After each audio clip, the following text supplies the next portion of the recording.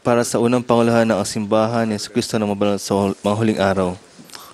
Mahal namin mga kapatid, tulad na nakasaad sa paghahayag sa bahagi 120 ng doktrina at mga tipan, ang Council on the Disposition of the Tithes ang nagpapahintulot sa paggugol ng pondo ng simbahan. Ang konsehong ito ay binubuo ng unang panguluhan, ng quorum ng 12 apostol at ng presiding bishopric. Ang konsehong ito ay nag-aaproba ng budget sa mga departamento, pagpapatakbo at kaugnay ng mga alokasyon sa mga unit ng simbahan.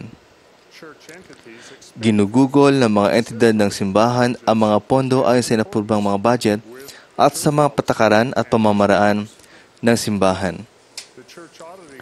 Pinahintulutan na ang Church Auditing Department na mapakita ang lahat ng record at sistemang kailangan upang masuri kung sapat ang kontrol sa pagtanggap ng pondo, paggastos, at pangangalaga sa mga ari-arian ng simbahan.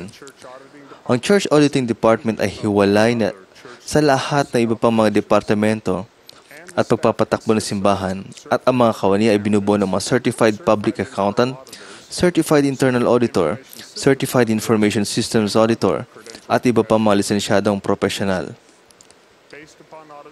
Batay sa may sinagawang audit, ipinasya ng Church Auditing Department na sa lahat ng bagay ng material, ang mga natanggap na kontribusyon, pondong ginugol at mga ari-arian ng simbahan sa taong 2011 ay naitala at napangiusaan alinsunod sa angkop na gawain sa accounting, inaprubohang budget at mga patakaran at palakad ng simbahan.